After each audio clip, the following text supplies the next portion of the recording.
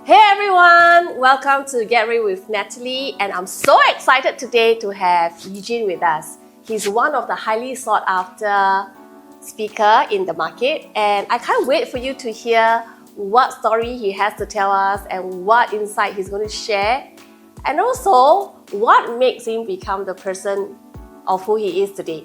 Hey Eugene, thank you for coming to our show. I heard that you have recently become a father. So I know that you have been very busy with work. So I wonder, is there a defining moment that shaped who you are today? If you were to say one defining moment, I would say was the time I was 29 years old. And the backstory is that I was a lawyer before and I became an investment banker. So I had 2 degrees, finance and law. And when I came out at 29 years old, I thought that I knew a lot about the world and business and so on. So I went head on to start a business, hired people, went to rent an expensive office. And within just a year and a half, we were at a cash crunch. We spent too much money and we didn't have enough cash flow.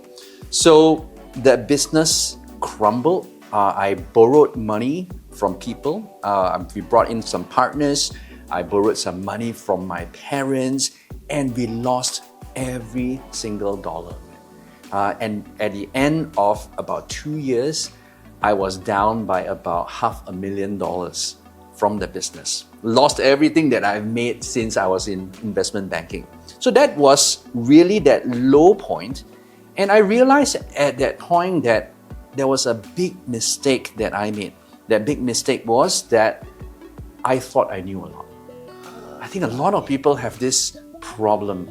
And we don't want to wait to the point that we suffer so much to realize this, because we don't know what we don't know. And at that point, when you think that I know a lot about the world and how it works, that's usually the downfall for a lot of people. I think you've seen some of this yourself too. Yes, I do.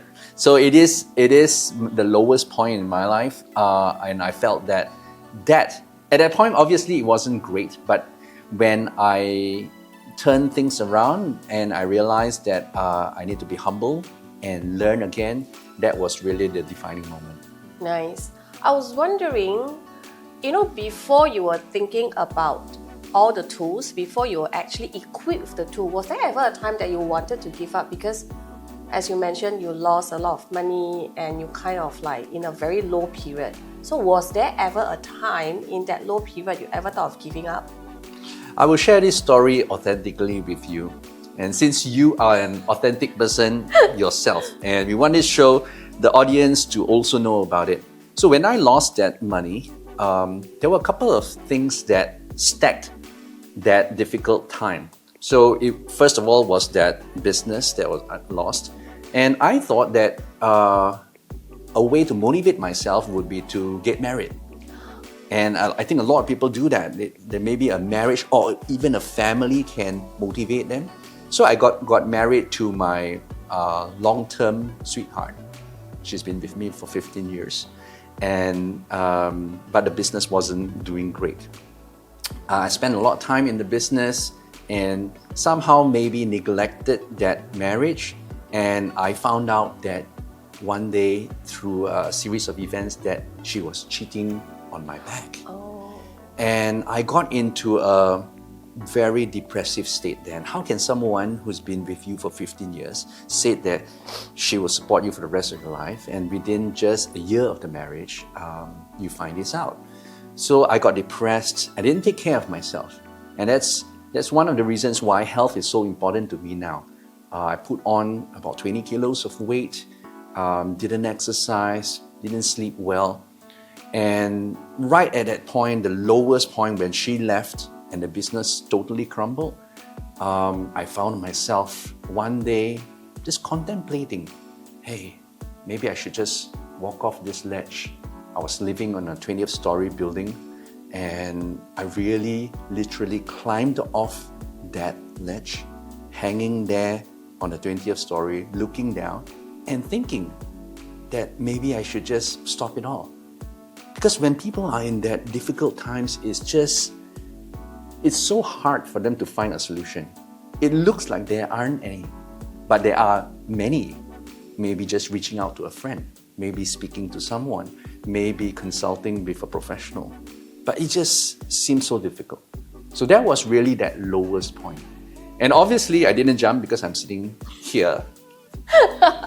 But that gave me that impetus to reset my life. I shut down the business, got a divorce, and the first thing I did was to go back to the gym. Right. So I would say I rebuilt everything in my life through getting myself physically fit first. It wasn't an easy journey after putting on so much weight, but it took a bit of time, and I fell in love with the idea that when we changed physically, our mental side, our emotional side also changed.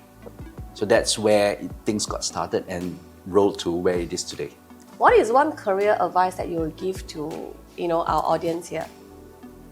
Career advice for them to improve their career or to start off their career. What would you say is more important to you? I would say for someone who is trying to, for the youngsters, right? Maybe the fresh grads who are trying to start their career, and also for people who are probably facing some midlife crisis. So, and also for people who wanted to gain confidence. So what is your tips?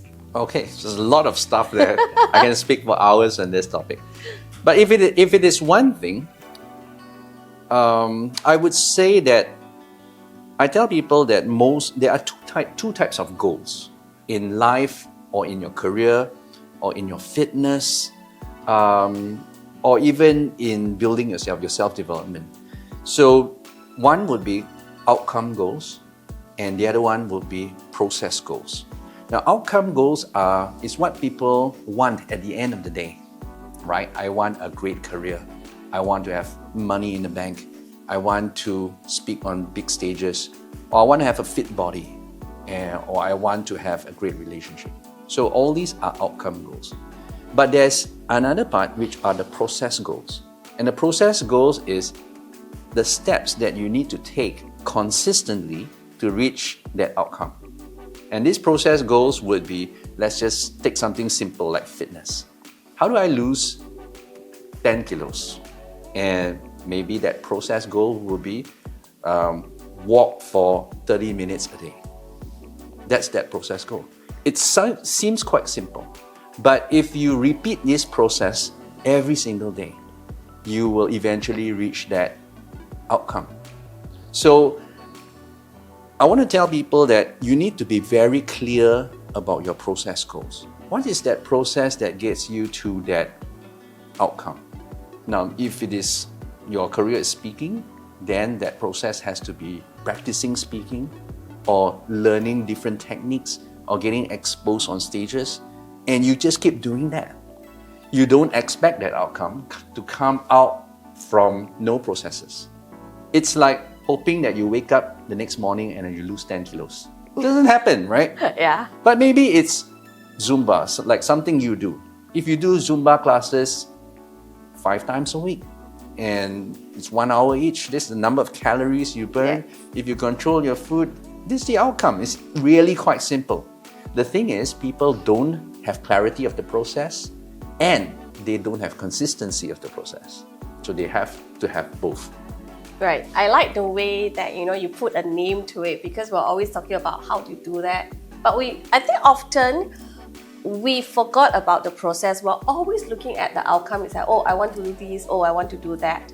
But we don't really put it into action. And process is actually the action part. Yes, exactly. Right. It's the action, it's the plan, but it's also the action. You're absolutely right. So a plan and an action are two different things, right? A plan is, this is my business plan.